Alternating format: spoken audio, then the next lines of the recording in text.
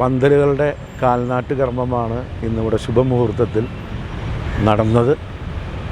ഞങ്ങൾക്ക് 2 പന്തലുകൾ, പ്രധാന പന്തലുകൾ നടുവിലാൽ പന്തൽ, നായക്കനാൽ പന്തൽ. അതുപോലെ തന്നെ മറ്റൊരു പന്തൽ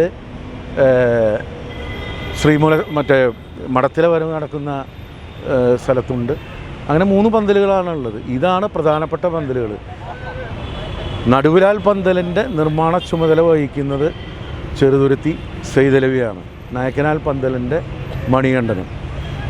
ഇപ്രാവശ്യത്തെ പന്തൽ എന്ന് പറഞ്ഞാൽ അതിമനോഹരമായി, തികച്ചും മുൻ വർഷങ്ങളിൽ നിന്നും വ്യത്യസ്തമായി മനോഹരമായ, അതായത് അലങ്കാരത്തോടു കൂടിയ പന്തലുകളാണ്.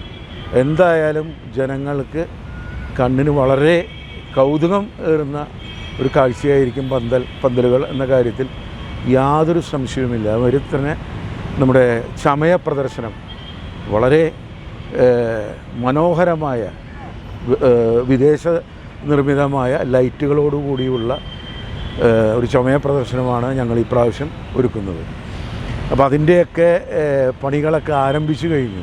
ഇനി ഏതാനും ദിവസങ്ങൾ മാത്രമേ ബാക്കിയുള്ളൂ. ഇന്നു മുതൽ തൃശ്ശൂർ നഗരത്തിലെ ജനങ്ങളൊക്കെ പൂരത്തിൻ്റെ ആവേശത്തിലാണ്.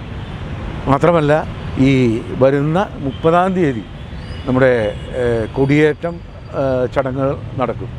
ആ കൊടിയേറ്റ ചടങ്ങിന് ശേഷം 6-7 തീയതികളിലാണ് തൃശ്ശൂർ പൂരം നടക്കാൻ പോകുന്നത്.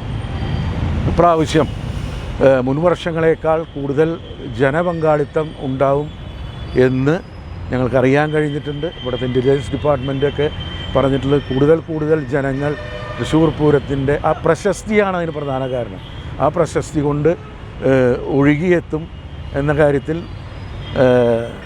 ഞങ്ങൾക്ക് റിപ്പോർട്ട് കിട്ടിയിട്ടുണ്ട്.